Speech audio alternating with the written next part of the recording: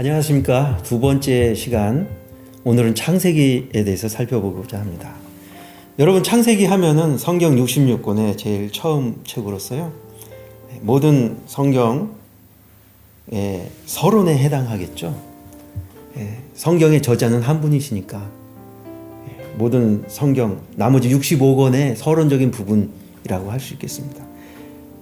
이 창세기를 시작과 기원에 관한 책이라고 말씀하고 있잖아요. 모든 하나님이 천지를 창조하시고 나서 이제 모든 것이 시작이 되었잖아요. 모든 우주의 시작, 시간의 시작, 그리고 생명의 시작, 인간 창조의 시작이자 또 모든 죄의 시작, 죽음의 시작, 그리고 인류의 시작, 모든 민족, 그리고 문화, 언어, 모든 것의 시작을 다루는 책으로 우리는 알고 있습니다. 그런데 우리가 하나님은 알파와 오메가 되신 하나님이시지 않습니까? 처음과 나중이요, 시작과 끝이 되시는 하나님이십니다. 창세기를 시작하시면서 하나님은 하나님의 시선은 말이죠, 이미 마지막을 향해 있는 것이죠. 모든 역사를 통치하시고 다스리시는 하나님에게 있어서는 모든 시간과 공간을 초월하여서 이미 완성된 요한계시록을 보시면서 이 땅 천지를 창조하신 사실을 알 수 있습니다. 그래서 우리는 이 창세기라는 모판 안에다가 하나님은 인류 역사 전체를 마치 씨앗처럼 담아 놓으신 것을 볼 수 있습니다. 그래서 창세기가 서론이라면 결론에 해당하는 부분이 요한계시록입니다. 그래서 요한계시록과 창세기는 서로 이렇게 연결이 되어 있다는 사실을 알 수 있습니다. 마치 창세기에서 씨앗과 같은 형태로 주님이 복음을 계시하셨다면 요한계시록에서는 그 씨앗이 자라고 열매로 드러난 최종 완성된 모습으로 하나님 나라를 계시하시고 있다는 것입니다. 그래서 창세기 안에 주님은 종말을 담아 놓으셨어요. 그리고 요한계시록 마지막 3장에 나타나는 그 거룩한 성의 모습이 창세기 1장에서 3장에 나오는 에덴 동산의 완성된 하나님 나라의 모습이었다는 사실을 여러분은 발견할 수 있을 것입니다. 자, 그래서 우리가 창세기를 통하여서, 물론 그 가운데 있는 모든 성경은 이 세상의 그 어떤 책과는 달리 우주의 가장 근원적인 문제를 다루고 있고요. 그리고 가장 마지막 모든 역사를 전체에 걸친 모든 인류 역사의 모든 비밀을 담아 놓고 있는 책이라는 것입니다. 그래서 이 역사라는 것은요, 창세기와 계시록 사이에 일직선을 쫙 긋지 않습니까? 그럼 역사는 이 선상에 있는 것입니다. 아무리 그 시대에 짧은 인생을 살고 있는 우리에게는 마치 역사가 후퇴하는 것 같고 또 향방 없이 가는 것처럼 보이지만은 저 멀리서 거시적으로 이렇게 보면은 일직선상으로 그날을 향하여서 마지막 완성된 그 종말을 향하여서 달려가고 있습니다. 자, 그래서 우리는 창세기를 통하여서 창조주이시면서 역사를 통치하시고 다스리시는 하나님께서 어떻게 복음을 처음부터 계시해 나가는 그 여정을 우리는 살펴볼 수 있다는 것입니다. 어떤 신학자는 이런 말씀을 했습니다. 종말이 태초를 앞선다. 다시 말해서 하나님은요, 창세기의 역사를 시작하실 때 이미 요한계시록에 그 종말을 염두에 두고 창세기를 시작하신 것이죠. 그러니까 요한계시록의 그 완성된 그 모습은 마지막에 가서 하나님이 이렇게 역사의 발전을 따라서 가다가 만드신 것이 아니라 이미 태초에 창조를 하시기 이전에 영원 가운데 삼위 하나님께서 계획하셨던 완성된 그림을 염두에 두시고 만물을 창조하시고 인간을 당신의 형상, 하나님의 형상으로 창조하셨다는 것입니다. 자, 그래서 우리가 창세기 안에 우리는 종말에 관한, 특히 오늘날 마지막 때를 살아가고 있는 우리에게 있어서 우리가 어떻게 거룩한 신부로서 오실 예수 그리스도를 준비해야 되는가에 대한 기록이 같이 있는 것입니다. 그래서 성경의 어느 곳도 성경에 우리 저 먼 옛날에 태고 때에 그 나와는 별 상관없는 그것을 보는 것이 아니라 지금 이 시대에 내가 어떻게 마지막 때처럼 살아가야 하는가에 대한 기록을 또한 말씀하고 있다는 것이죠. 예를 들어볼까요? 노아의 방주를 한번 생각해 보세요. 예수님이 말씀하셨죠. 인자가 오기 직전에 사람들은 노아 때와 같이 먹고 마시고 장가가고 싶고 오직 육적인 것에 점점 육체적 존재가 되는 것이다. 이렇게 말씀하신 거 기억하시죠? 그래서 노아 시대에 육체가 되었다. 그런 말씀이 있습니다. 그리고 소돔과 고모라 때와 같다는 것이죠. 소돔과 고모라가 창세기 19장에 기록되어 있지 않습니까? 그래서 먹고 마시고 장가가고 시집가고 사고 팔며, 그러니까 인간의 개인주의, 이기주의, 탐욕이 점점 극대화되고 성적 타락과 동성애로 가득한 시대로 지금 살아가고 있지 않습니까? 이때 우리가 살아가는 길은 딱 하나입니다. 뒤를 돌아보지 마라. 롯의 아내를 기억하라는 것입니다. 절대 세상과 타협하지 말고 오직 절대 기준 하나님의 말씀을 생명처럼 붙잡으라는 것이죠. 이 마지막 때에 하나님은 또한 요셉의 창고를 통해서 마지막 때에 어떻게 영적인 기근이 일어나며 하나님 나라의 부흥을 주님께서 이룰 것인가, 마지막 하나님 나라의 궁극적인 승리를 당신의 살아가는 교회를 통해서 어떻게 이루게 될 것인가, 만민에게 임한 이 어두움과 캄캄한 한가운데 가운데서 하나님께서 당신의 복음의 영광을 어떻게 당신의 신부된 교회에게 비추어서 만민이 그 빛으로 몰려들게 할 것인가, 요셉의 창고라는 그런 모형적인 그림을 통해서, 그래서 이 구약의 모든 사건과 모든 인물과 모든 구약의 기록은 히브리서 저자의 말씀처럼 그 모형과 그림자로서 복음 대신 실체가 되어 오실 예수 그리스도에 대한 모형과 그림자로서 우리에게 보여주신다는 것이죠. 그래서 나의 시작을 안다는 것은 곧 나의 끝을 안다는 것입니다. 이것은 가장 본질적인 문제 아닙니까? 내가 어디서 와서 어디로 가는지, 이 문제는 우리가 성경만이 줄 수 있는 해답이라는 것이죠. 자, 그래서 이렇게 시작과 근원의 책벌뿐 아니라 우리가 이 마지막 때에 어떻게 살아가야 될 것인가에 대한 모든 해답을 주는 말씀이 이 창세기 안에 모판처럼 심겨져 있음을 우리는 볼 수 있고요. 이 성경에 있어서 가장 중요한 첫 원시복음이라고 할 수 있는 3장 15절 여자의 후손에 대한, 말하자면은 인간이 선악과를 따먹고 죄가 들어오고 이제 죽음이 시작됐습니다. 죽음과 심판과 하나님의 영원한 형벌을 피할 수 없는 이 그 저주깔에 놓여진 인간의 역사가 곧 구약 전체 역사하고 인류의 역사입니다. 죄의 확장성을 따라서 어떻게 우리에게 메시아 곧 구원자가 필요한지를 주님은 구약 내내 말씀하고 계시는데, 창세기에서 이 선악과를 따먹은 범죄의 현장 속에서 하나님께서 주신 최초의 복음이 원시복음, 창세기 3장 15절에 여자의 후손을 통해서 하나님은 성경 전체를 꿰뚫는 핵심 비밀 코드를 이 여자의 후손이라는 단어 속에다 담아두셨다는 것이죠.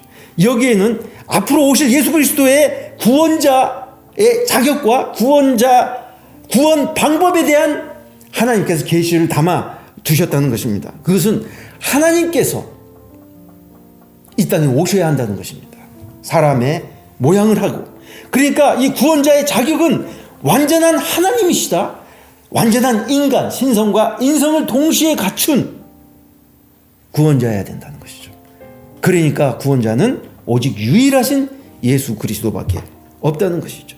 그리고 그렇기 때문에 이 여자의 후손에 대한 계시는 앞으로 우리가 살펴보면 알겠지만은 아브라함 언약으로 이어지고 다윗 언약으로 이어지고 마침내 이사야에서 처녀가 잉태하여 아들을 낳으리니 그 이름을 임마누엘이라 하리라, 이렇게 계시가 완성되고 예수 그리스도 안에서 성취되었다는 것입니다. 내가 너희와 함께하리라. 어떻게? 하나님이 이 땅에 오셨다는 것입니다. 도저히 함께할 수 없는, 죄로 인하여서 하나님과 사랑의 교제가 단절된, 생명이 끊어버린, 하나님의 형상으로 하나님으로만 살아가는 존재, 하나님으로만 만족을 누릴 수 있는 존재, 하나님에 대한 절대 의존적으로 하나님에 의해서 살아가는 인간이 내가 하나님이 되고자 선악과를 따먹지 않았습니까? 하나님을 나의 보좌의 자리에서 밀어내고 내가 하나님에 대한 세상에서 하나님이 도저히 함께 하실 수 없는 존재가 바로 우리의 옛 생명의 모습이었는데, 여자의 후손이라는 하나님께서 이 최초의 복음을 계시하시고 인류 역사는 이 하나님의 약속을 가진 채 이제 죄가 인간의 생명 안에 들어와서 아담의 자손을 통해서 죄의 확장성을 따라서 모든 사람이 죄를 지었고 심판에 이르게 되는 그 슬픈 역사가 시작되는 그 가운데, 이제 여기서 창세기 3장 15절에서 하나님은 여자의 후손과 뱀의 후손을 말씀하셨습니다. 그렇다면은 성경을 보는 두 가지 그 구도가 나오게 됩니다. 그것은 두 계열의 역사라는 것이죠. 말하자면 여자의 후손을 통해서 오게 되는 남은 자의 역사, 하나님의 은혜로 그 가운데 부르심과 택함을 받아서 남게 된 그 믿음의 후손, 그리고 뱀의 후손은 이 하나님을 떠나서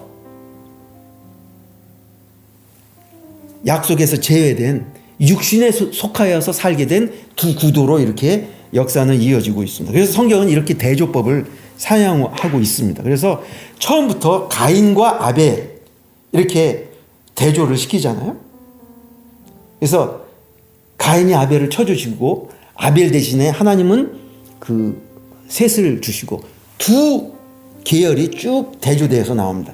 나중에 보면은 노아와 네피림, 그리고 아브라함과 롯, 이삭과 이스마엘, 야곱과 에서, 그리고 쭉 이어서 다윗과 사울, 이런 두 구도로 이렇게 이루어지고 있습니다. 그리고 가인의 계를 통해서는 하나님 없는 세상을 대표하는 바벨론이라든가 아수르든가 이런 나라들을 통하여서 하나님께서 이 예루살렘을 예루살렘은 하나님 나라의 모형으로서 이 창세기부터 쭉 구약 역사를 통해서 계시해 오고 있는 것을 우리는 알 수 있습니다.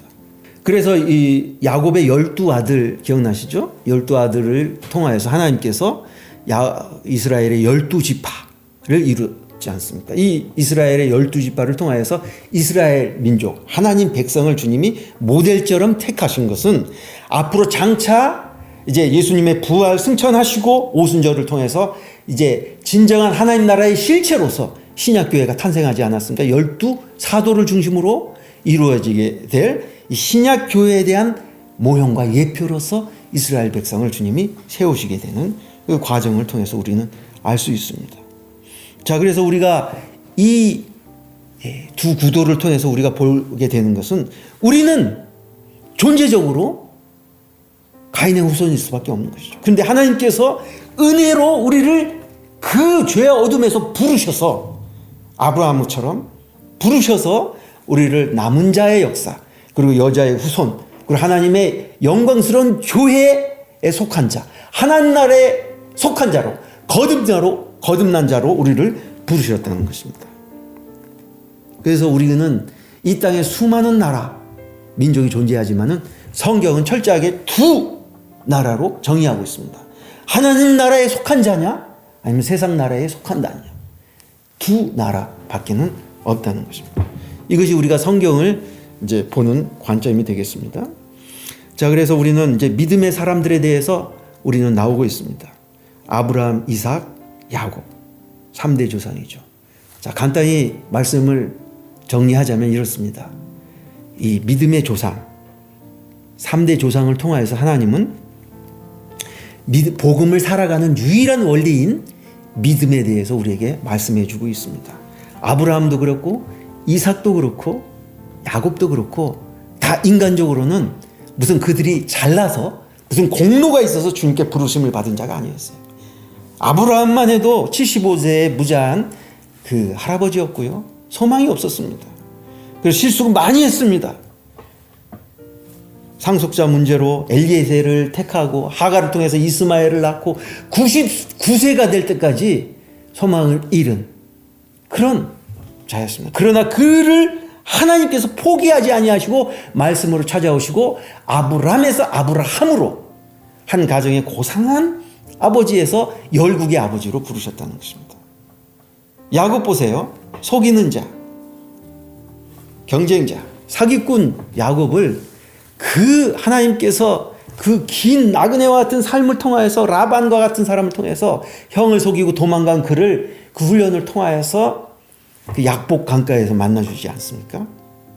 한계 상황에 부딪혔을 때, 아무도 의지할 수 없는 상황에 있을 때 그를 만나주시고 이제 하나님만 의지하여 살아가는 그런 하나님 절대 의존적인 존재, 하나님으로만 살아가는 존재.